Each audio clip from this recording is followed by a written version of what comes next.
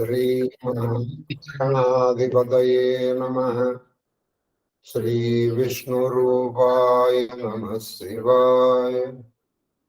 शिवाय गुरवे नमः। ओम नमः शिवाय। नमस्ते शारदा देवी काश्मीरपुरवासिनि त्वामहं प्रार्थये नित्यं विद्यादानं च देहि मे। श्रीकृष्ण शरणमम। श्रीकृष्ण शरणमम। श्रीकृष्ण शरणमम। महादेव महादेव। ఇష్టాగోష్ఠిగా సాగుతున్నటువంటి ప్రవచన ప్రవాహంలో 25వ రోజు. ఈ ప్రవాహంలో ఒక్కొక్క రోజు ప్రసంగం ఒక్కొక్క ఘాట్. అక్కడ దాగి స్నానం చేసి ఈ ప్రవచన ప్రవాహ గంగ, ప్రవచన ప్రవాహ గంగలో ఆ ఘాట్లో ఆ రోజు స్నానం చేసి సరిపోతుంది. కాబట్టి ఈ ప్రవచన ప్రవాహ త్రిపథగామి అంటే గంగకి పేరు. కాబట్టి వాళ్ళ నుంచి మన ప్రవచన ప్రవాహ త్రిపథగామిలో 25వ ఘాట్ వాళ్ళు స్నానం.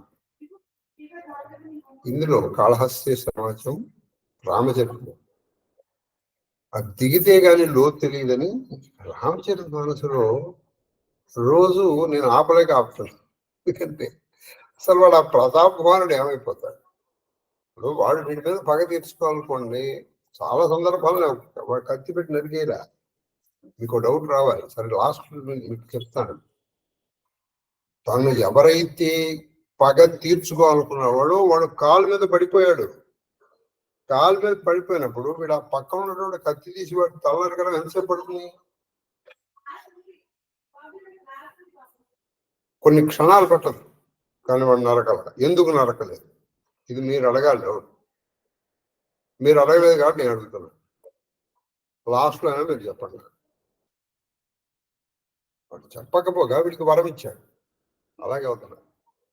సరే, చూద్దాం అది ఎందుకు వచ్చిందో. అలాగే కాళహస్తీశ్వరుడు వాడు రసపట్టులో తర్కం కూడదని రసపట్లు ఆపకూడదు.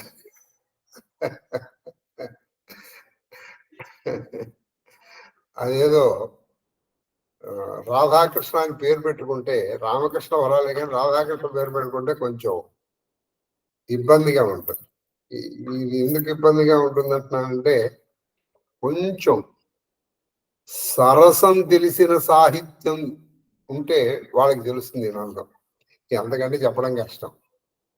సరసం తెలియాలి, సాహిత్యంతో పరిచయం ఉండాలి, అప్పుడు తెలుస్తుంది. అదే సొహం అంటారు. అదే సొహము మేనత్త. నేను దాదాపు చెప్పేశాను. నేను మరీ చెప్తే బాగుండదని చెప్పట్లేదు. అలా రసపట్టులో తర్కం కూడదు, పైగా రసపట్టులో విశ్రాంతి కూడదు. మంచి రసరమ్యంగా ఉన్నప్పుడు ఇవాళకి ఇది ఆపేసి రేపు చేద్దాం, రేపు కంటిన్యూ చేద్దాం. నిమ్మకడ మళ్ళీ ఇప్పుడు ఈ క్షణంలో ఆపుతానేంట్రా అంటామా? అది మీకు నాకు తెలిసిన ఒక కవి ఉండేవాడు, మంచిగా మంచి కవి.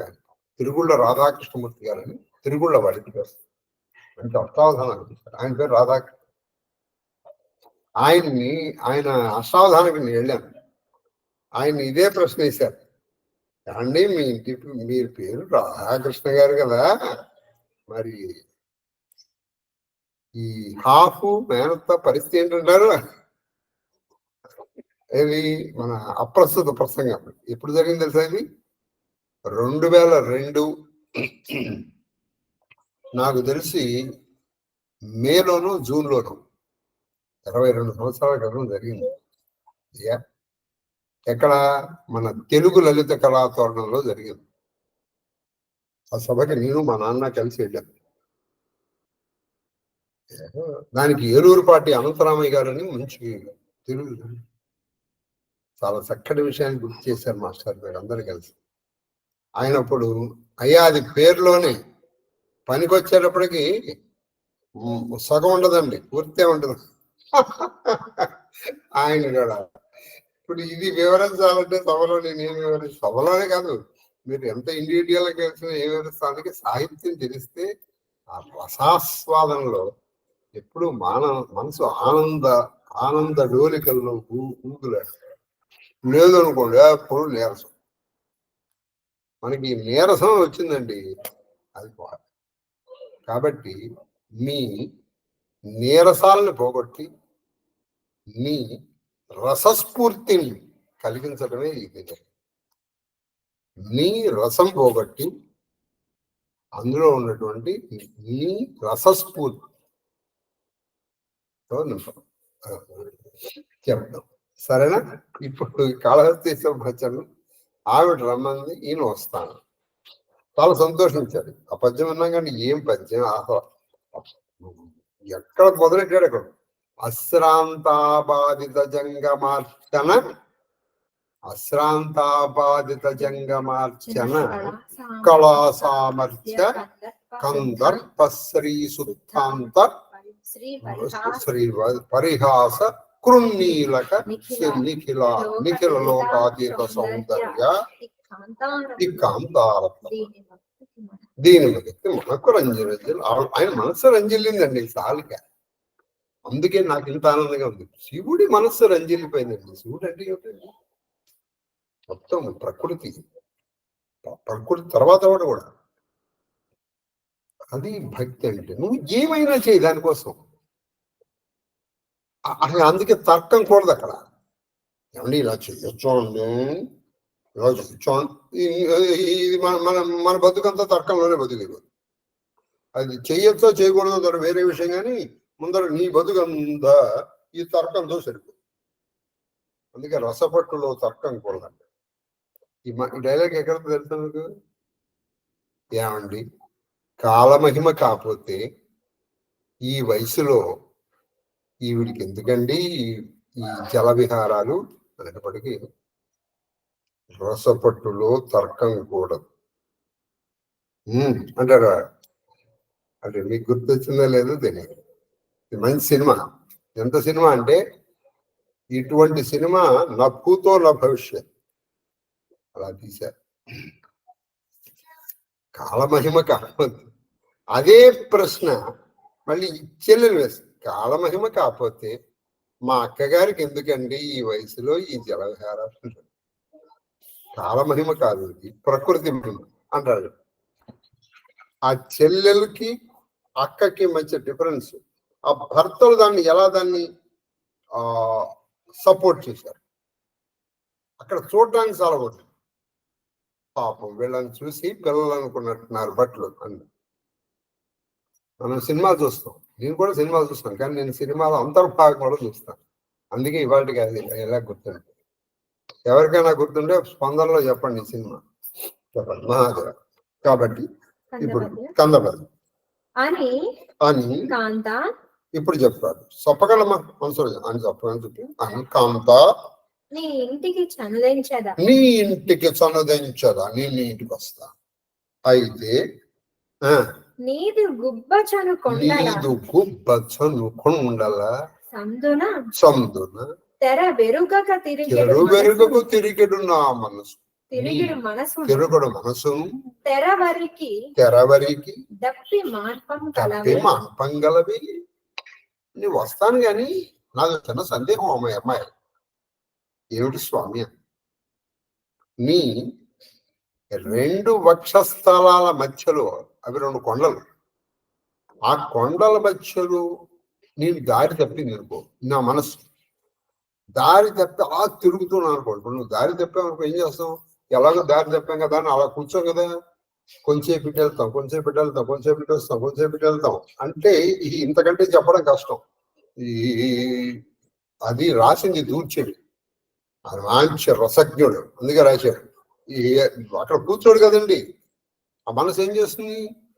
ఆ మొత్తం ఈ కొండల చుట్టూ తిరుగుతుంది, కొండల పైకి కొండల తిరుగుతుంది. ఇది ఎవరు అప్పుడు తిరిగిపోతున్న నా మనసుకి తెర విరిపి దారి చూపించి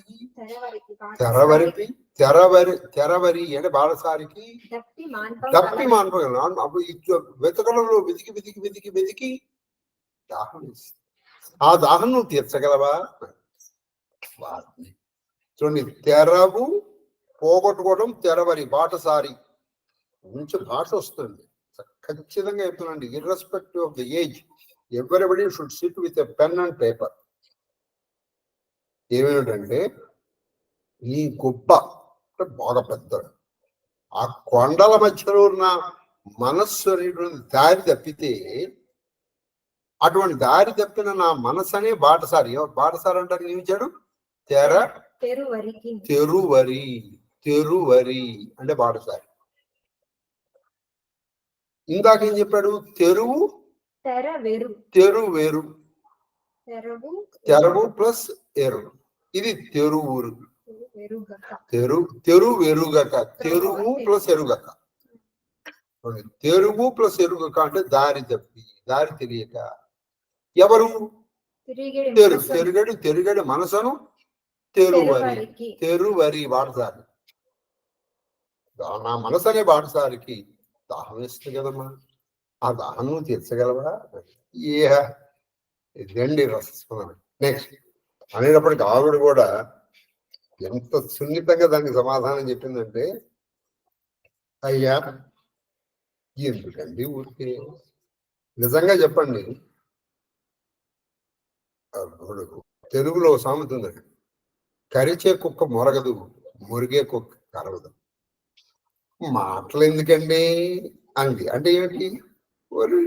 ఏమిటే మాటలు చెప్తావు? నీకు ఏ విధమైన సేవ చేయడానికైనా నేను సిద్ధంగా ఉన్నాను. ఊరికే నువ్వు ఏది చెప్తే అది నేను వింటానంటున్నానుగా. మాటలతో సమయం ఎందుకు వేస్ట్ చేస్తావు అంటే ఆవిడ కూడా చూడాలి. ఆవిడ మంచి, ఆవిడ కూడా మంచి రసికురాలు, రసజ్ఞురాలు. అందుకని ఆవిడ ఏం చెప్పిందంటే, ఇప్పుడు చెప్పమ్మా. కన్యే కామయామానం మాం నత్వం కామయ సే కథం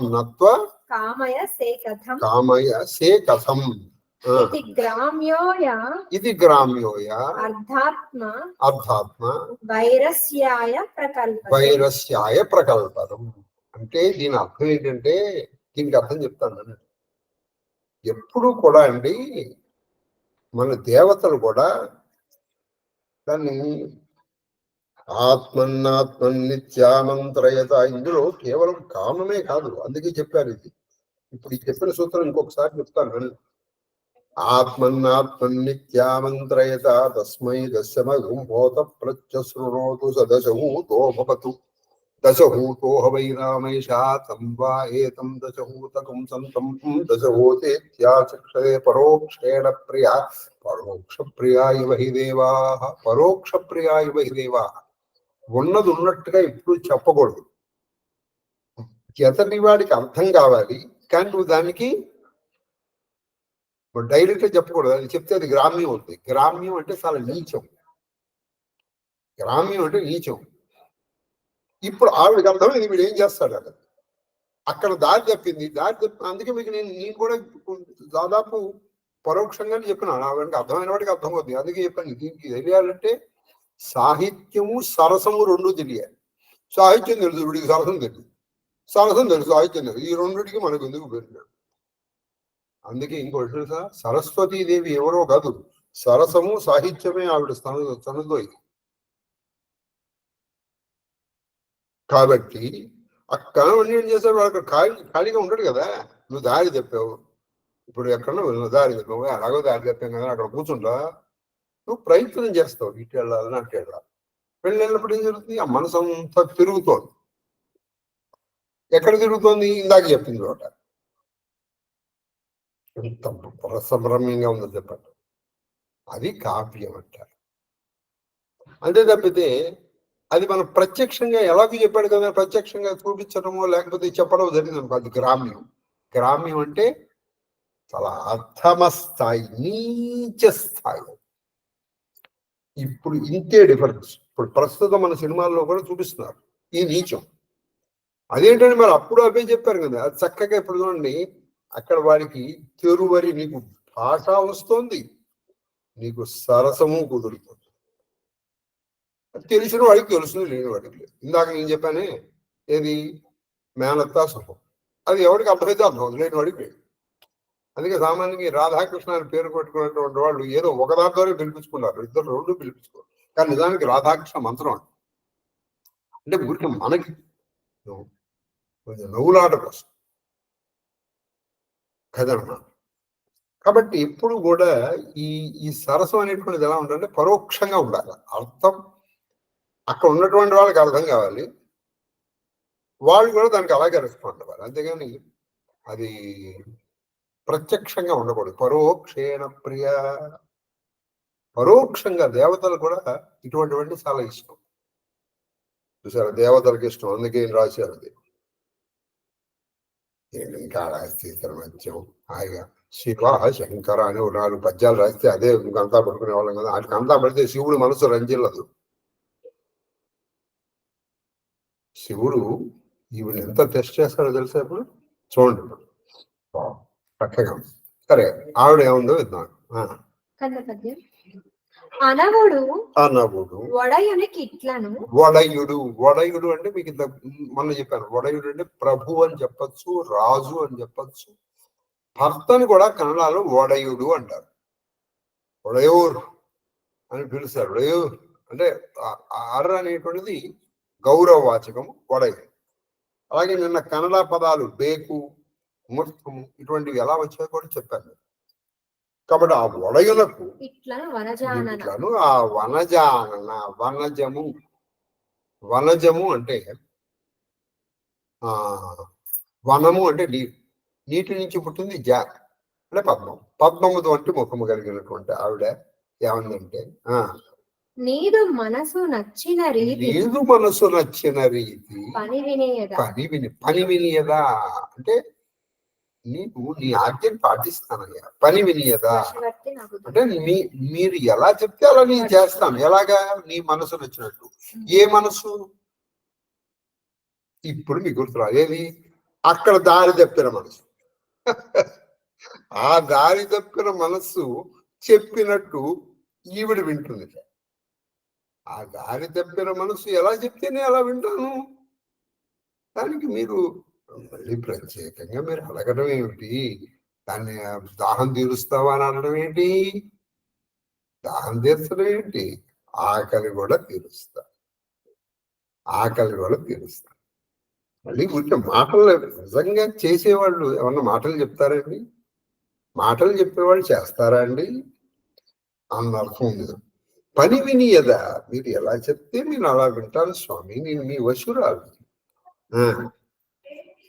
మాటలకిక పని లేదు, ఈ తలపు నాదు భాగ్యము నీకు నా మీద అటువంటి భావన వచ్చిందంటే నా భాగ్యం, నా జన్మ ధన్యమైపోతుంది. ఎందుకని? శివస్పర్శ నువ్వు కావాలనుకుంటే వస్తుందండి. మరి ఇక్కడ మీరు ఈయన ఒక పురుషుడు, ఆవిడ స్త్రీగా చూస్తే మీకు అర్థం తొందరగా పోనీయండి సార్ అంటారు. అలా కాకుండా ఒక జీవాత్మ పరమాత్మ అనుకున్నా అనుకోండి, ఇంకొంచెం చెప్పండి గురుగారు అంటారు. ఎందుకో తెలుసా? మీకు తెలిసింది ఎగ్జాంపుల్ చెప్తాను. కాశీ వెళ్తామండి, ఆ 4 to 5 స్పర్శ దొరకకపోతే మీరు ఎంత ఫీల్ అయిపోతారండి? నా ముందర పాటు వెళ్ళిపోయాడండి అంటే నువ్వు ఆయన స్పర్శ కోరుకుంటున్నావుగా. మరి ఇప్పుడు ఆయన శివుడు స్వయంగా వచ్చాడు. అక్కడ జంగమమునకు లింగమునకు అభేదం, ఇది మొదటి నుంచి చెప్తున్నాను నేను. అందుకే ఆవిడ చెప్పింది, నీకు నిజంగా నా మీద అటువంటి నిన్ను దాకాలనుకుంటున్నాను, నువ్వే నన్ను దాకాలనుకుంటే అంతకంటే నా భాగ్యం ఏముంది స్వామి, మీరు ఎలా చెప్తే నేను అలా. ఇప్పుడు చెప్పండి, ఇందులో ఏమైనా తప్పుందంటారా? అది తప్పని మీరు అనుకుంటే మరి మీరు కాశీలో వెళ్ళి స్పర్శ దర్శనం చేయడం కూడా తప్పే. ఆయన శివుడు అని మీరు అనుకుంటున్నారా? అనుకున్నప్పుడు ఆయన స్పర్శ చేయకూడదు, అప్పుడు అది పరపురుష స్పర్శ అవుతుంది కదా. పైగా అసలు శివుడు కానివాడు ఎవడున్నాడు? ప్రపంచంలో శివుడు కాని వాడు ఎప్పుడు లేడు. కాబట్టి ఈ కథ వినేటప్పుడు ఒక స్థాయిలో వింటే కానీ మనకు అర్థం కాదు. ఇది మనకు అర్థం కాదు అట్లీస్ట్ అపార్థం కాకుండా ఉంటుంది. అర్థం ఆడు దేవుడు, అర్థమైతే అవుతుంది రాదుడు. లేకపోతే ఏంటండి శివుడు అలా కోరుతాడండి అంటాడు. ఇది ఎలా ఉంటుందంటే, నేను ఒక 2 ఎగ్జాంపుల్ చెప్తాను. ఒక ఆయన చల్లపల్లి వెంకటశాస్త్రి గారి దగ్గరికి ఒక ఆయన వెళ్ళాడు. నాకు అమరం నేర్పడినది. సరే కావ్యం తీద్దాం, ఆ కావ్యం తీసుకురారా అని అక్కడ తీశాడు. తీస్తే అన్నాడు, ఏమైందయ్యా?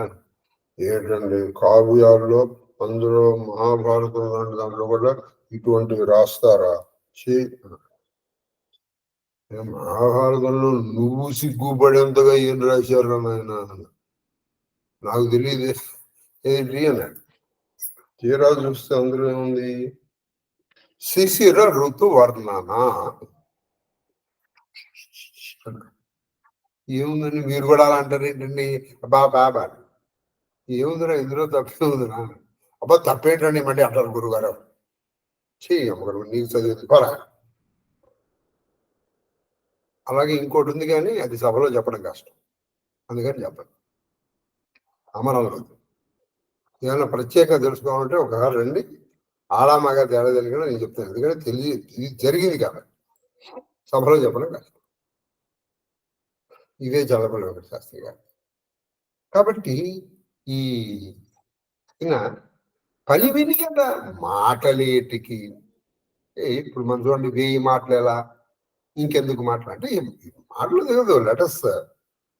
Let's jump into play అంటే కానీ ఊరికే మాటలతో పని కానిస్తారయ్యా. రసజ్ఞుడు అనేటువంటి వాడు మాటలతో పని కానిస్తాడు, చేతల్లో చూపిస్తాడు. అంటే నీ నైపుణ్యం ఏదైతుందో చేతల్లో చూపించవయ్యా అన్నట్టు అన్నమాట. అది తక్కువదేం కాదు. నీ నైపుణ్యం ఏదైతే ఉందో ఆ నైపుణ్యత నిపుణతని చేతల్లో చూపించు, మాటల్లో చూపిస్తాయండి. తర్వాత ఉత్పలమాల ఇవాళ 3 పద్యాలు చెప్తున్నా ఉండే మహాదేవ. ఎవరు వచ్చేస్తున్నాడు కథ కదా వచ్చేస్తున్నా. నావుడు సంతసిల్లిన మనంబున అంటే చాలా సంతోషించారు. జంగమలింగమూర్తి. ఆ జంగమం కదిలేటువంటి ఆ లింగమూర్తి నిజంగానే శివుడు అయినా. అసలు ఏ జంగముడైనా శివలింగం కదిలే లింగం, అందులో సాక్షాత్ పరమశివుడు. ఆ జంగమలింగమూర్తి పారావత కంఠ పారావత కాకలి విరావలి. పారావత కంఠ, పారావతము అంటే పావురం. పావురము గొంతు ఎక్కువగా రాదు చూడండి, గువ్వ. మిగతా పౌరి కొంచెం గట్టిగా అరుస్తాయి, గట్టిగా అరవలేవు. ఆ పారావత కంఠ అంటే ఆ పావురము కంఠం వంటి కంఠము కలిగినటువంటి ఆ అమ్మాయి ఉంది కదా. కాకలి విరావయు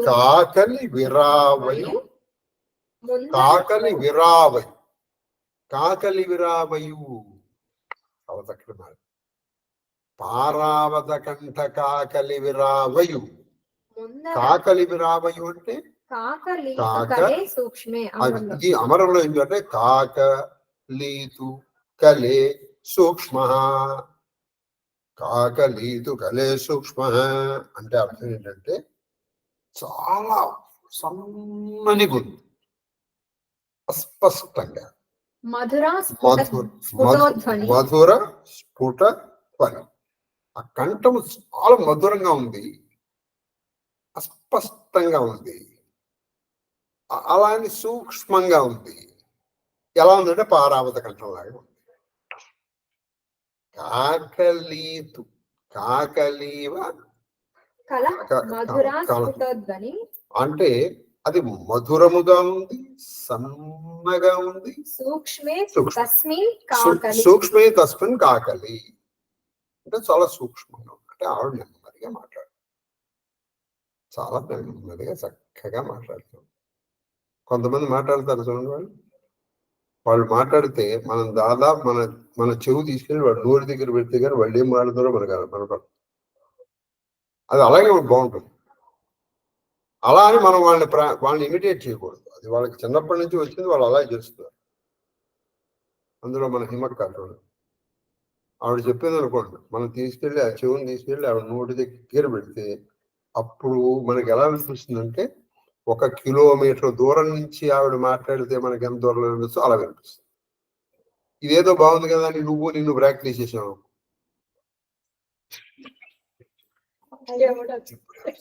అని మనం అన్నాను కాదు, అసహ్యంగా ఉంది. ఆవిడంటే బాగుంటుంది, ఆవిడంటే ఇది బాగుంటుంది. ఇప్పుడు నేను అలా మాట్లాడు, నీకేం మైరోగం పుట్టింది రోజు ఎట్టి మాట్లాడు వెళ్తాం మనం. కాబట్టి ఆ మధురంగా చాలా తీయగా ఉంది, అస్పష్టంగా ఉంది, తర్వాత సూక్ష్మంగా. ఆ కంఠం కలిగిన అమ్మాయి ఆవిడ ముందర వెళ్తుంది. ఇక్కడ రాశారండి ఎగ్జాంపుల్. ఒక బహుశా నేను అనుకుంటున్నా దూర్చేడు తప్ప అన్ని రాయలేరేమో. నేను మిగతా కవులను తక్కువ చేయట్లేదు, అంతే అండి. ఇప్పుడు మీరు చంద్రుడిని చూడాలి, ముందర మీకు ఎవరు కనిపిస్తారు? చంద్రుడు కనిపించడు, వెన్నెల కనిపిస్తుంది, కాంతి కనిపిస్తుంది. మీరు ఆ కిరణాల్లోంచి అలా వెళ్తే చంద్రుడు కనిపిస్తుంది. ఆ మాట చంద్రుడికే కాదు, ఏ మాట అండి, సూర్యుడు కనిపిస్తాడు ఏంటి? కిరణాల్లోంచి మీరు వెళ్ళాలి. ముందర మీకు కాంతి నుంచి లోపలికి వెళ్తే ఆ కాంతికి మూలమైంది కనిపిస్తుంది. ఇక్కడ కూడా అంతే, ముందర వెన్నెల కనిపించింది. వెన్నెల ఎవరు? ఈవిడ. ఎవరు? ఆ అమ్మాయి. వెనకాలకు వస్తున్న చంద్రుడు ఎవరు? శివుడు. చూడండి, ఈవిడ వెళ్తూ ఏదో చిన్నగా మాట్లాడుతుంది. మీరు వస్తే చక్కగా మీకు నేను పాదార్చన చేస్తాను, మీకు మంచి మంచి వంటలు వండి పెడతాను, మీరేమో చక్కగా శివార్చన చేసుకోవచ్చు, ఇంకా మీకు ఏమైనా నా పట్ల ఉంటే తీర్చుకోవచ్చు అన్నట్టు ఏదో చెప్తున్నారు. అలా ఆవిడలాగా నేను మాట్లాడడానికి ట్రై చేశాను, కానీ ఇది ఎలా ఉంటుందంటే కోకిల గొంతుని కాకి ఇమిటేట్ చేసినట్టు. కానీ అలా నెమ్మదిగా మాట్లాడుతూ ఆవిడ వెళ్తూ ఉంటారు. అలా వెళ్తుంటే ఎలా ఉంటుందంటే ముందరబోవ చంద్రికాశ్రీ వెనువెంటనే. చూడండి, చంద్రికాశ్రీ వెనువెంట ఏగు అలా సీత మయూఖుని రేఖ. ఎలా ఉందంటే చంద్రికాశ్రీ, చంద్రిక అంటే వెన్నెల. ఆ వెన్నెల వెనకాల వెళుతున్నటువంటి సీత మయూఖు. సీత అంటే చల్లని, మయూఖము అంటే కిరణము, చల్లని కిరణములు. అంటే ముందర కిరణముల ద్వారా నువ్వు వెళ్తావు అక్కడికి. కాబట్టి అలా ముందర వెన్నెల వెనకాల వెళ్తున్న చంద్రుడిలాగా వీళ్ళిద్దరూ వెళ్తున్నారు. ఎక్కడికి వెళ్తున్నారు? అదిగో ఆవిడ ఇంటికి వెళ్తున్నారు, అమ్మాయి ఇంటికి వెళ్తున్నారు వీళ్ళిద్దరు కలిసి. నానావిధ భోగ్య వస్తు కలన. వెళ్ళారు వాళ్ళ ఇంటికి వెళ్ళారు. వాళ్ళ ఇంటికి వెళ్ళేప్పటికి చూశారు అసలు అక్కడి నుంచి నానావిధ భోగ్య వస్తు కలనం. అనేక రకాలైనటువంటి భోగించదగినటువంటి వస్తువుల యొక్క సమూహం వాళ్ళ ఇంట్లో ఉంది. చక్కగా ఏదో ఊయల మంచం ఉంది, ఏదో మంచి హంసతూలిక తల్పం కనిపిస్తుంది. ఆ తర్వాత ఆ ఇంట్లో అనేక వస్తువులు ఉన్నాయి, మంచి భోగించదగిన వస్తువులు ఉన్నాయి. మీకు అసలు ఆ ఇంటి లోపలికి వెళ్తూనే కొన్ని కనిపిస్తాయి కదండి, అనేక విధమైనటువంటి భోగములకు యోగ్యమైనటువంటి అనేక వస్తువులు కనిపిస్తున్నాయి అక్కడ. ఆ వస్తువులు ఉన్నటువంటి ఆ ఇంట్లోకి వెళ్ళారు. ఇప్పుడు తన్నిలయంబు చేరసము. తన్నిలయము ఆవిడ యొక్క నిలయము అంటే ఇల్లు. చేరసము వెళ్ళారు. ఇహ నిలయంలోకి వెళ్ళారు. వెళ్ళిన తర్వాత వీళ్ళు ఏం చేశారు అన్నది మనం రేపు చెప్తాం. బహుశా నిన్న మన శాస్త్రి గారు చెప్పినట్టు ఇష్టాగోష్ఠి కమనీయంగాను రమణీయంగాను ఉంది. నాకు ఎవరికి ఎలా ఉందో నాకు తెలియదు, కానీ ఇది చెప్పిన తర్వాత రాత్రి ఇవన్నీ ఆలోచించుకుని చేస్తుంటే అసలు ఏమి కాళహస్తీశ్వరం అంటే అసలు మొదట చెప్పుంటే బాగున్నా అని ఒక్కొక్కసారి అనిపిస్తుంది. రామ చరిత మానస్. ఆ ప్రతాప భారుడికి చెప్పాడు, నాయన నేను సలహా చెప్తాను, ఏంటి సలహా అంటే, నేను మీ ఇంటికి వస్తాను. ఇంతవరకు నేను ఎప్పుడు ఎవరింటికి రాలేదు, కానీ నీ కోసం నేను వస్తాను. అయితే నేను ఎలా వస్తాను? మీ పురోహితుడు లాగా వస్తాను. మరి మా పురోహితుడు, నేను నా మాయాశక్తితో ఏం చేస్తాను అంటే, మీ పురోహితుడిలో నేను ప్రవేశిస్తాను. మీ పురోహితుడిని ఇక్కడ పెట్టేస్తాను నా వేషంలో. ఆయన ఇక్కడ ఉంటాడు, ఎలాగా? నా వేషం. నేను అక్కడ ఉంటాను ఆయన వేషం ఉండి. నేను ఏం చేస్తానంటే, 1,00,000 మంది బ్రాహ్మణులు ప్రతిదినము వాళ్ళ కుటుంబాలతో భోజనం నువ్వు వడ్డించు. అలా 1 సంవత్సరం చేసావు, నీ కోరిక ప్రదర్శన. బ్రాహ్మణ శాపం నుంచి నువ్వు. నాకు నిన్న వీళ్ళు వెళ్ళిపోయిన తర్వాత అనిపించింది, వాళ్ళు పగ తీర్చుకోవాలనుకున్నాడు అనుకోండి, ఎన్నో అవకాశాలు వచ్చాయి. ఆ రాత్రి వీడు పడుకున్నాడండి ప్రతాపాలు. పడుకున్నప్పుడు పట్టుకొని తలకాయ నరికేస్తే పగ తీర్పాలా? కానీ వీడికి కావాల్సింది అది కాదు, ఇంకోటి ఏదో ఉంది. పగ తీర్చుకోవడానికే వస్తున్నాడు. అందుకే ఎప్పటికప్పుడు తులసిదాసు కపట సన్యాసి ఎందుకు వస్తున్నాడు చెప్పండి. చౌపాయ మళ్ళీ ఏది? పార్వత కంఠము ప్రారంభం. చెప్పండి.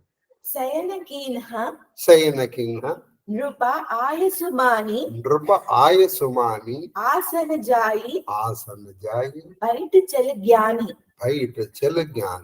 బైఠాచల జ్ఞాని శమిత భూప నిద్రా అతి ఆయి శోకిని सोव सोच अधिकारी कालकेत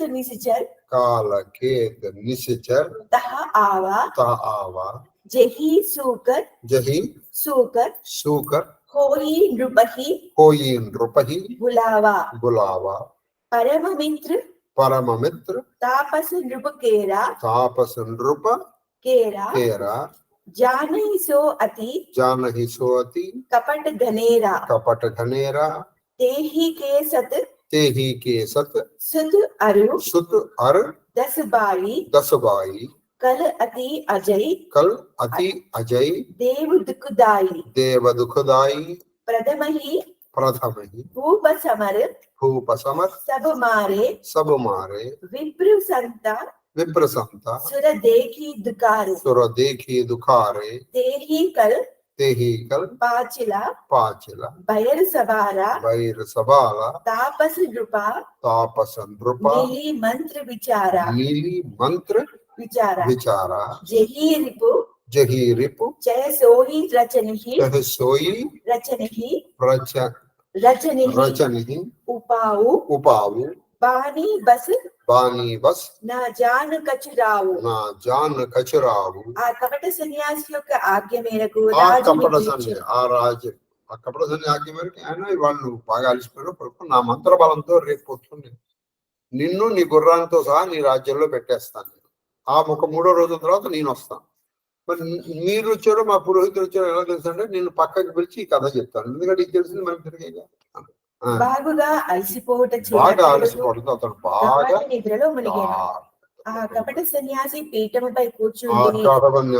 మీద కూర్చుని తన యుక్తిని కార్యరూపంలో పెట్టుటను ఆలోచించుచుండెను. తన యుక్తిని ఇప్పుడు కార్యరూపంలో ఎలా పెట్టాలి, ఎందుకంటే ఇతని మీద పగ తీర్చుకోవాలి, అది ఎలా అని ఆలోచిస్తాడు. అప్పుడు వరాహ రూపంలో రాజును దారి మళ్లించిన కాలకేతువు, ఈ వనవరాహ రూపంలో రాజుని దారి మళ్లించిన ఒక రాక్షసు ఉన్నాడు, వాడి పేరు కాలకేతు అని రాజు అక్కడికి వచ్చాడు. అతడు ఈ కపట సన్యాసి ఈ కపట సన్యాసి మిత్రుడు. అతను అనేక మాయోపాయములను ఎరిగినవాడు. చాలా అనేక మాయోపాయాలు తెలిసి ఈ కాలకేతు. అతనికి 9 కుమారులు, అతనికి ఎంతమంది సోదరులు ఉండి. ఈ కాలకేతుకు 9 కుమారులు, 10 మంది సోదరులు. వారు దుష్టులు, అజేయులు, వారు పరమ దుష్టులు, అజేయులు. వాళ్ళు దేవతలకు కూడా దుఃఖకారకులు.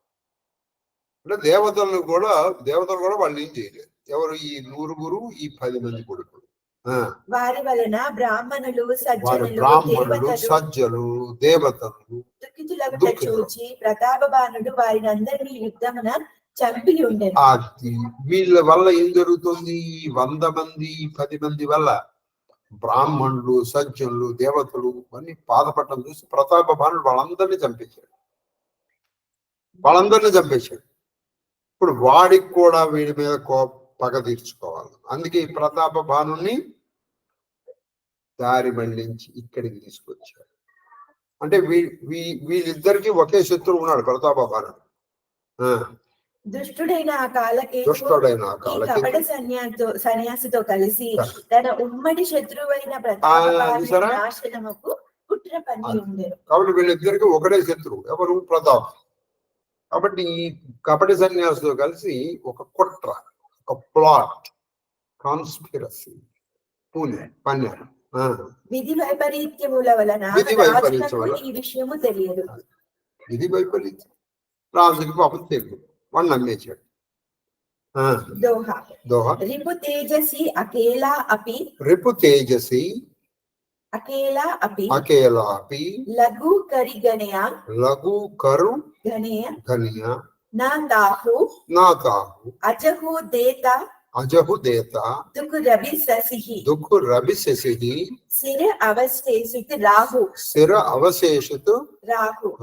తేజశాలి అయిన శత్రువు ఒంటరి వాడైన చులకనగా భావింపరాదు. అది తేజశాలి అయినటువంటి శత్రువు ఒంటరిగా ఉన్నా వాడిని తక్కువ వేసుకోకూడదు. ఎందుకంటే ఇప్పుడు వీళ్ళిద్దరే కదా అని వీళ్ళిద్దరు అని కాళ్ళు వాడి గబాలను ఇద్దరు లేచాడు అనుకో, అది తీసుకుని వీళ్ళిద్దరు పొడిచేస్తాడు. వాడు ఒంటరిగా ఉన్నా డెప్పికగా ఉన్నా వాడిని తక్కువ వేయకూడదు మనం. అందుకే వీళ్ళు ఇంత ప్లాన్ వేశారు. మీకు ఇందాక చెప్పాను, వాళ్ళు పడుకున్నప్పుడు వేసేయడానికి ఎంతసేపు అంటే ఈ వేసే క్షణంలో వాళ్ళ కనుక నిద్ర వెనుక వచ్చింది అనుకో, వీళ్ళిద్దరిని కలిపేసేస్తారు. కేవలం తల మాత్రమే మిగిలి ఉన్న రాహు ఇప్పటికీ సూర్యచంద్రులను దుఃఖిస్తున్నాడు. రాహుకి తల మాత్రమే ఉంది కాబట్టి ఇవాళ కూడా సూర్యచంద్రులను దుఃఖితులు చేస్తూనే ఉన్నాడు కదా. ప్రతి సంవత్సరం అది సూర్యగ్రహణం పెట్టట్లే. వాడికి ఉన్నది ఏమిటి అంటే కేవలం తల. రాహుకేతువులు ఎవరంటే కేతువుకి తల ఉండదు, రాహుకి శరీరం ఉండదు. ఇద్దరు ఒకళ్ళే. వీచేళ్ళప్పటికీ వాళ్ళు రెండుగా అయ్యారు. కేతువుకేమో తల ఉండదు, కేతువుకి శరీరం ఉంటుంది, తల ఉండదు. రాహుకి తల ఉంటుంది, శరీరం ఉండదు.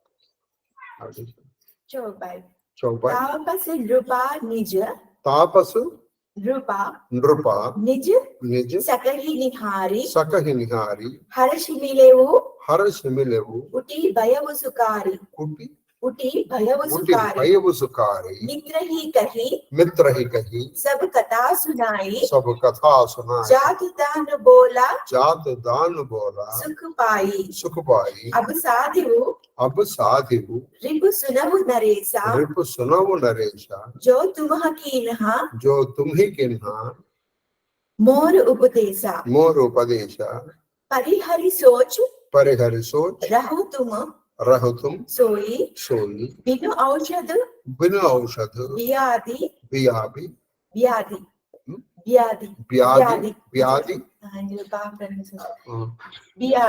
विधि कोई कुल समेत रिपु मूल बहाई एलागा रिपु मूल समेत 14 दिवस मिलब मई आई तापस नृपहि बहुत परितोषी चला महाकपटी अतिरोषी बाण प्रतापहि बाजी समेता पहुंचाए चन माजु निकेता नृपहि नारी पै शयन कराई हय गृह बादसी बाजी बनाई కుహనాముని ఈ కుహన అంటే కపట ముని, ఈ కపట సన్యాసి తన మిత్రుని చూసి సంతోషించి చాలా సంతోషించాడు. ఎందుకంటే కాలకేతు వచ్చాడు కదా, సంతోషించి అతని కథనంతా వినిపించాడు. అతని కథనంతనానే ప్రతాపభానుడు ఈ కథ అంతా చెప్పాడు. రాక్షసుడు అందులకు ఆనందించి ఆ రాక్షసుడిగా నేను వీడిని ఇలా చేశాను, ఇలా 1,00,000 మందిని పెట్టమన్నాను. రాక్షసుడు చాలా సంతోషించాడు. రాజా, నీవు నా ఉపదేశానుసారం ఇంత పని చేసితివి. రాజా, నా ఉపదేశానుసారం నువ్వు ఇంత పని చేశావు. శత్రువు మన వశమైనట్లే అని భావింపుము. ఇంకా చింతమాని హాయిగా నిద్రపోము. వీడు కూడా రాజు, కపట సన్యాసి కాదు. మీరు పడుకో. అయితే మీరేం చేస్తారంటే మన వశం అయిపోయారు. మందు లేకుండానే విధాత రోగమును కుదుర్చాను. మందు లేకుండానే విధాత రోగం కుదిర్చాడు. ఒకరికి రోగం వచ్చిందండి, వాడు మందు తీసుకోవాలా, కానీ రోగం పడుతుంది. మందు లేకనే విధాత అండి. దీన్ని భారతంలో ఒక మాట ఉంది, కాగల కార్యం గంధర్వులే చేశారు. మనం చేయాలనుకున్న బట్టి గంధర్వులే చేశారు కానీ అన్న అయిపోలేదు అన్నాడు భీముడు. కాగల కార్యం గంధర్వులే చేశారు. భవిష్యత్తులో మనం ఏదో దుర్యోధన చెప్పేద్దాం అనుకున్న వాళ్ళు ఇప్పటికీ చేస్తారు. పోనీ అలా మనం వీడిని ఏదో చేద్దాం అనుకున్నాం, విధాతే మంచి పని చేశాడు. శత్రువుని వాని వంశంతో కూడా నిర్మూలించి, అది శత్రువుని వాళ్ళు ఎలా నిర్మూలిద్దాం అనుకున్నారు? వంశముతో కూడా. ఒక ప్రతాప భానుని కాదు కాదు, వంశంతో నిర్మూలమైపోవాలి. వంశం మళ్ళీ ఎవడు మిగలకూడదు, అక్కడ ఎప్పుడు మిగలకూడదు అనమాట. దీన్ని కులక్షయం అంటారు. కులక్షయం చేద్దాం అనుకున్నారు. 4వ రోజు నిన్ను కలిసిదను. 4 రోజుల్లో 4వ రోజున అంటే ఈ వంశాన్ని నిర్మూలించిన 4వ రోజు నిన్ను కలుస్తాను. ఇట్లు మునివేషధారి అయిన రాజును ఓదార్చి, ఇట్లు మునివేషధారి అయిన రాజుని ఓదార్చి, ఎవరు? ఈ కాలకేతు. మహామాయావియు క్రోధియు అయిన మాయావి క్రోధి వెళ్ళిపోయారు. ఆ కాలకేతు ఒక క్షణకాలంలో ప్రతాపపానుని వాని గుర్రంతో పాటు అతని రాజమందిరముకు చేర్చెను. అది ఈ కాలగతం మాయావి కదా, క్షణకాలంలో. ఇదంతా ఈయన ఏం చెప్పాడు? ఇతనికి మాత్రం నా తపస్సు వల్ల చేస్తాను, వీడికి తపస్సు లేదో ఏం లేదు. కాబట్టి తన మాయలతో కాలగంటే ప్రతాపపానుని ఇక్కడికి తీసుకొచ్చాడు. ఎక్కడికి? రాజమందిరంలోకి పెట్టించాడు గుర్రంతో. రాజును రాణి ఇదంతా రాజు ఏమనుకుంటున్నాడు? ఈ కపట సన్యాసి చేశాడు అనుకో. చేసింది కాలం. రాజుని రాణి వద్ద పండబెట్టి, అది రాజుని తీసుకెళ్ళి రాణి వద్ద పడుకోబెట్టి గుర్రమును అశ్వశాలలో ఉంచాడు. గుర్రముని తీసుకెళ్ళి అశ్వశాలలో పెట్టి. दोहा राजा के उपरोहित ही उपरोहित ही हरि लय गयव बहोरी बहोरी लय राकसी गिरि कोहामहु माया करिमति बोरी आ कालकेतु तन माया शक्तितो రాజపురోహితుని అపహరించి, ఈ రాజపురోహితుని అపహరించి వానికి బుద్ధిమాంద్యమును కలిగించి, వాడికి బుద్ధిమాంద్యాన్ని కలిగించి, అంటే వాడికి అసలు ఏం జరుగుతుందో తెలియదు. బుద్ధిమాంద్యాన్ని కలిగించి ఒక పెద్ద గుహలో దాచాను. వీడు రాజుకి ఏం చెప్పాడు? ఇక్కడ పెడతాను రాను, కానీ ఇక్కడ పెట్టాల, ఒక గుహలో దాచిపెట్టేసి. చౌపాడి ఆప్ బిరచి ఉపరోహిత రూప बिरची उपरोहित रूपा परव जाई तेहि सेज अनूपा जागे उन रूपा अन भये बिहाना देखे भवन अति अचरजुन्माना ఆశ్చర్యపడి ఈ రాజులు ఏం చూశారప్పటికీ ఆయన మందిరంలో అంశతోని కాదల్పంగా పక్కన రాణి ఉండగా ఆశ్చర్యపడి, ఆహా ఏమి ఆ సన్యాసి మహిమ అనుకున్నాడు. ముని మహిమ అది ముని మహిమ అనుమకు అన్నాడు. ఆహా ఇదంతా ముని మహిమ అనుకున్నాడు. ఉటయు గవహి జహి జానా నా రాణి కానన గయవు బాజి చెడి తేహి పుర నర నారి నా జానువు కేహి గయే జాము జग भूपति आवा घर घर उत्सव बाज बदावा उपरोहित ही देख जब राजा चकित विलोक सुमिर सोई काजा जुग समन रूपही जुग सम नृपहि जुग सम नृपहि गए दिन तीनी कपटि मुनि पद रहा मति लीनी कपटि मुनि पद रहा मति लीनी समय जानी उपरोहित आवा नृपहि मते सब कही समुझावा పిమ్మట రాక్షసుడు స్వయంగా రాజపురోహితుని రూపము దాల్చి అది ఇక్కడ రాజపురోహితుడు ఏం చేశాడు? ఆ రాజపురోహితుడు రూపం దాల్చి కపట సన్యాసి వచ్చాడు. వాని సుందర శయపై పరుండెను. ఈయన ఏం చేశాడు? ఆ ఈయన ఎవరు? కపట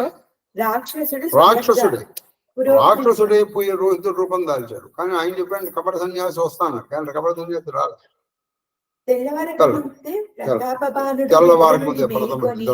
తాను తన ఇంటిలో నుండుట గమనించి ఆశ్చర్యపోయాడు.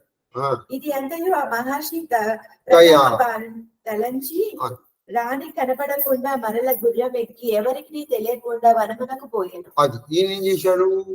ఇదంతా ఆయన గొప్ప అనుకుని మళ్ళీ రాణి లేవకపోవడమే ఈయన మళ్ళీ గుర్రం ఎక్కి మళ్ళీ వనములోకి వెళ్ళాడు. మధ్యాహ్నముకు రాజు తిరిగి వచ్చాడు. ఆ మధ్యాహ్నానికి ఈ విషయం తెలిసిన ప్రజలు ఇంటింటను మంగళవాద్యులతో రాజుగారు వచ్చారా బాబు అని చెప్పేసి ఇంటింట పెద్ద పెద్ద ఉత్సవాలు చేసుకున్నారు. ఎందుకంటే రాజు వెళ్ళి చాలా 2-3 రోజులు అయినట్టుంది, లేదా ఒక రోజు అంతా అయింది. ఏమైపోయాడో తెలియదు. రాజుగారు వచ్చాడని చెప్పేసి చాలా సంతోషించారు. రాజు తన పురోహితుని గాంచి ఒకసారి జ్ఞప్తి తెచ్చుకుని ఆశ్చర్యపడ్డాడు. పురోహితునికి ఇదంతా తెచ్చుకుని ఆశ్చర్యపడ్డాడు. రాజు ఆ 3 రోజులను 3 యుగములుగా భావించాడు. అది 3 రోజులు ఎప్పుడైతే 3 రోజులు అయిన తర్వాత ఆయన వస్తాడు కదా, 3 యుగాలు అయినాయి.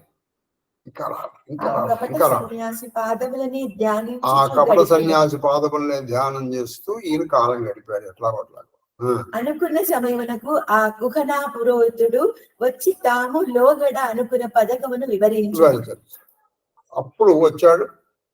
అయా రాజా, పురోహితుడు ఒకసారి పక్కకు వస్తాను, నేను ఎవరి రోజు కనిపెట్టాను. అయ్యప్పుడు కాదు నేను కపట నేను సన్యాసి, ఆయన కపట సన్యాసి. అలాగే మనం అనుకున్న పథకం ఉంది కదా, నేను వంట వండి పెడతాను, ఎందుకంటే బ్రాహ్మణుడు వండి పెడితే కానీ బ్రాహ్మణుడు తింటగా, కాబట్టి నేను వండి పెడతాను, నువ్వు వండించు. నృప హర్షవు పైచాన్ గురువు, తన గురువు అయినటువంటి ఈ కపట సన్యాసిని చూసి అతను చాలా ఆనందపడ్డాడు.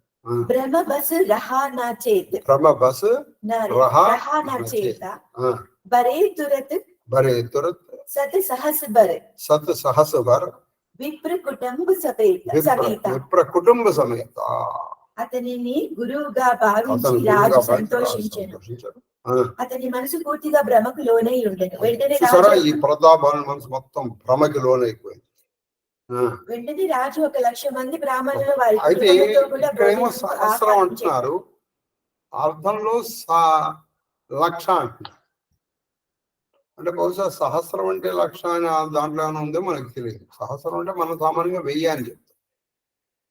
కొన్ని శతసహస్రం అంటున్నారంటే అంటలా. కాబట్టి ఆ సహస్రానికి 1,00,000కి ఎక్కడో ఆ ట్రాన్స్లేషన్ లో ఏదో కొంచెం ఇబ్బంది ఉందంటే నేను అనుకుంటున్నాను. సరే, మొత్తానికి 1000-1,00,000 ఏదైనప్పటికీ కూడా ఒక 1000 మంది బ్రాహ్మణుల్ని కుటుంబాలతో సహా కుటుంబాలతో భోజనానికి పిలిచాడు. उपरोहित जनवार बनाई, उपरोहित जननार बनाई, चरसचारी विधि जपी श्रुति गाई मायामय ते कीनी रसोई व्यंजन बहु गणि सकई ना कोई विविध मृगन्हा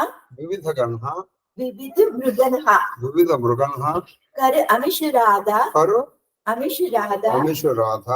तेहि महु विप्रमासु कलसादा भोजन कहु सब विप्र बुलाए पद पकारी सादर बैठाए परसन जबही लाख महिपाला बै आकाश बानी तेहि काला विप्रवृंद उटी उटी गृह जाओ हई बड़ी हानि अन्न जनिकाहु भयउ रसोई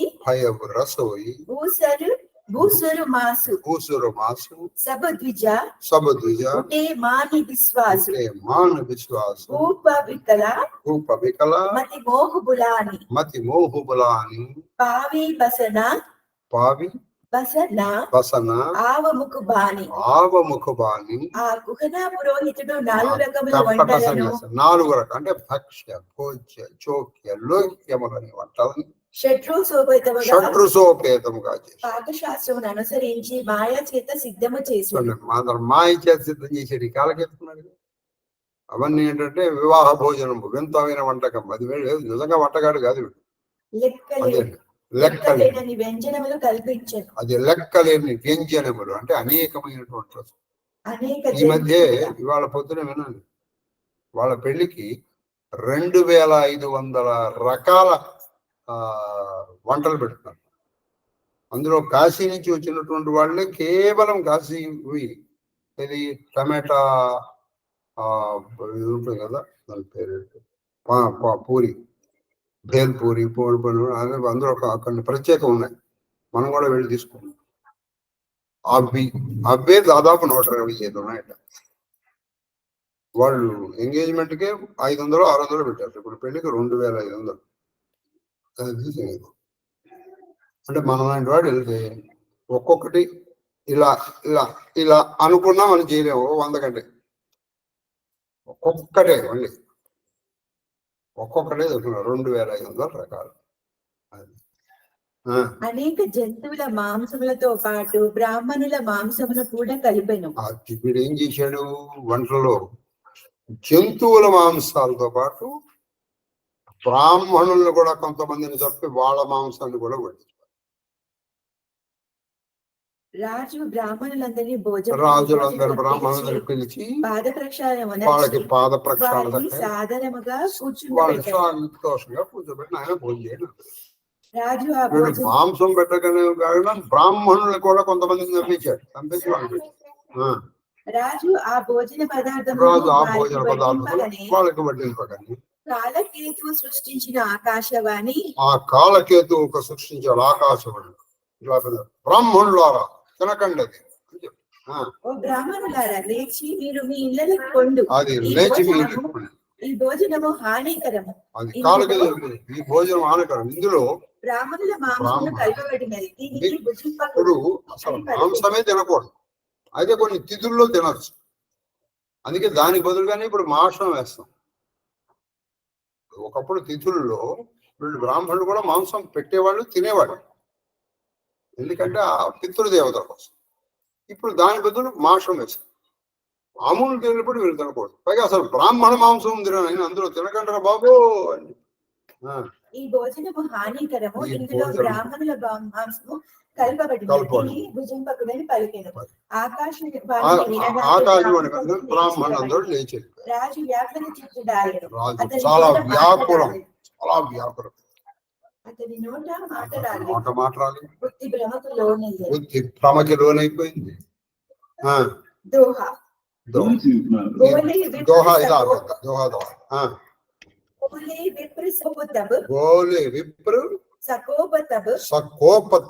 అంటే కోపంతో కూడినటువంటి వాళ్ళు. అప్పుడు విప్రులందరూ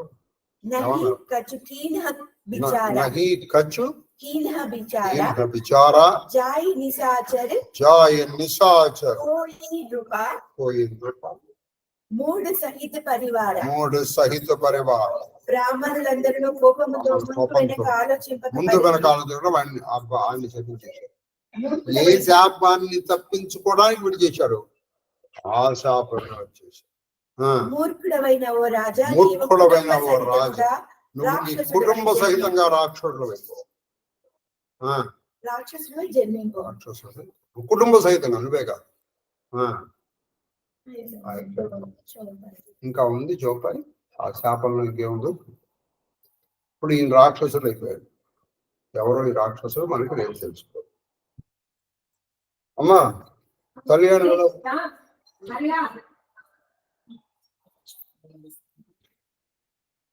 కళ్యాణ్ వచ్చాడా? రామ్మా వచ్చావమ్మా? వచ్చానండి.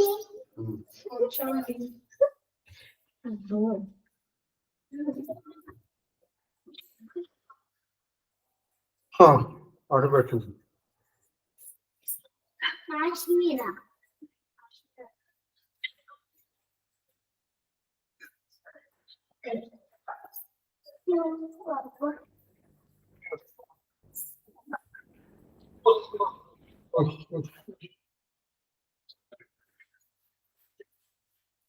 కళ్యాణ్ పెట్టుకున్నామ్మా?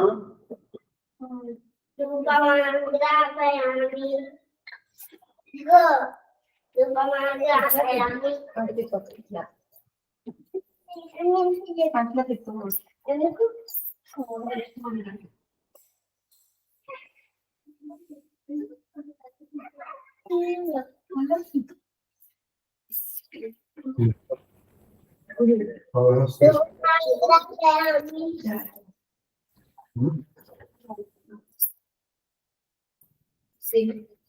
దీపం దర్శయామి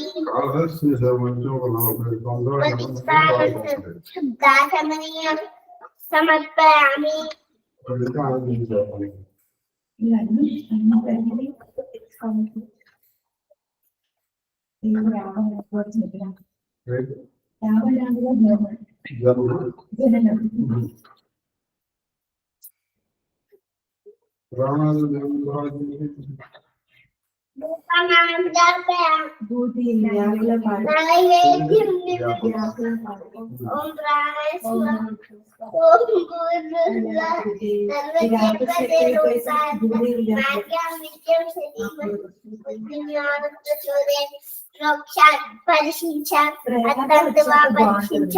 షోడశ భార్యా సమేత అష్టపద పుత్ర పౌత్ర పరివేష్టిత శ్రీకృష్ణ పరమాత్మే నమో నమః. కాశ్మీర ఫలం నివేదయ. ఓం ప్రాణాయ స్వాహ, ఓం అపానాయ స్వాహ, ఓం యానాయ స్వాహ, ఓం ఉదానాయ స్వాహ, ఓం సమానాయ స్వాహ. మధ్య పాలించయామి. హస్త ప్రఖ్యా పాద ప్రఖ్యాన్ ముఖ ప్రఖ్యానం సమర్పయామి. హస్త ప్రఖ్యానం పాదం ప్రఖ్యానం ముఖ ప్రఖ్యానం సమర్పయామి. తాంబూల చర్వణం శుద్ధాచలింగం సమర్పయామి. నీరాజన దీపం దర్శయామి. శ్రీకృష్ణ చిన్నగా ఎంత తీసుకున్నాం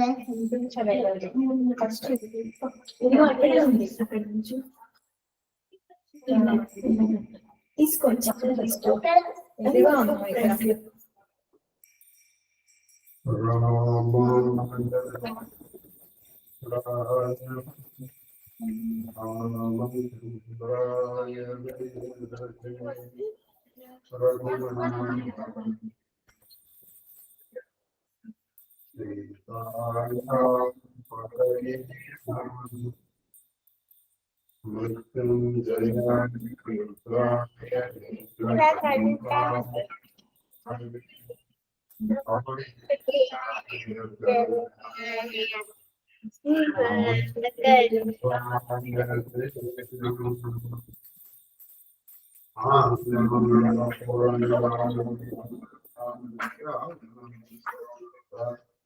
ఆచమనీయం సమర్పయామి. నమస్కారం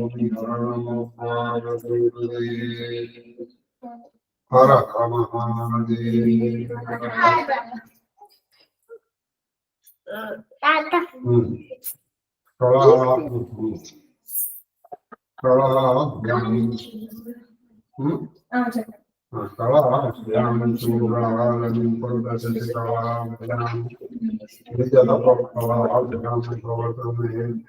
శివా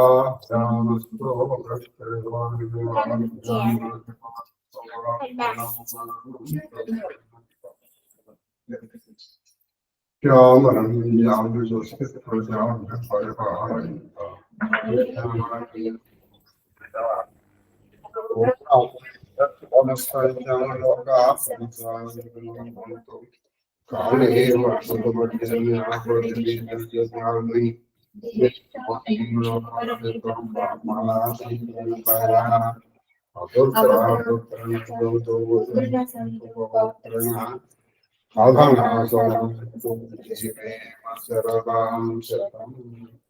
మాం జగకుటుంబం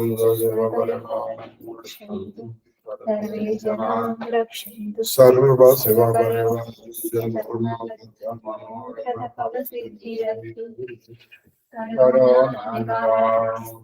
అధర్మస్య నాస్యోస్తు ధర్మస్య విజయం సర్వం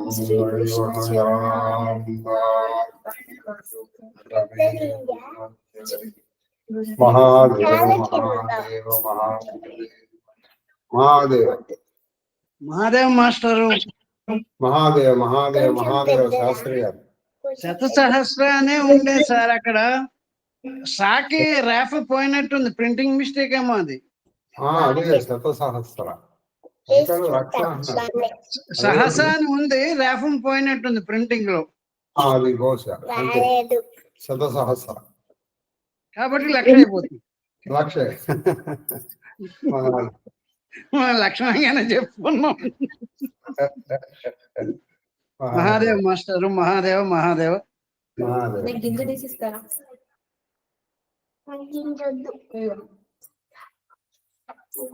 మహాదేవ మహాదేవ మహాదేవ సార్. మహాదేవ మహాదేవ మహాదేవ నాయన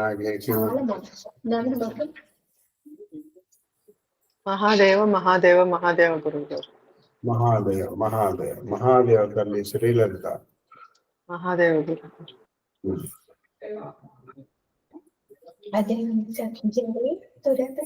మాస్టర్ గారు నమస్కారం. మహాదేవ మహాదేవ మహాదేవ మహాదేవ మహాదేవ మహాదేవ తల్లి జయలక్ష్మి గారు. ఎప్పుడమ్మా మీరు బయలుదేరేది? రేపు మధ్యాహ్నం ఇంట్లోంచి బయలుదేరుతాం మాస్టర్ గారు. రేపు రాత్రి 8ంటికి ఫ్లైట్. అంటే మీకు ఎల్లుండి పొద్దున, శుక్రవారం పొద్దున అయినప్పుడు. ఓ ఎల్లుండి అంటే రేపు కూడా మీరు దీనికి రావచ్చు? రావచ్చు, రేపు వస్తాను మాస్టర్ గారు. ఎల్లుండి పొద్దున, శుక్రవారం పొద్దున కదా? మీకు శుక్రవారం పొద్దున. రేపు వస్తాను మాస్టర్ క్లాస్కి. సరే సరే. ఏం గొంతు ఎలా ఉంది? జలుబు చేసినా? ఏం లేదు మాస్టర్ గారు, బానే ఉంది. సరే జాగ్రత్త. మహాదేవ్ మహాదేవ్ మహాదేవ్ మహాదేవ్.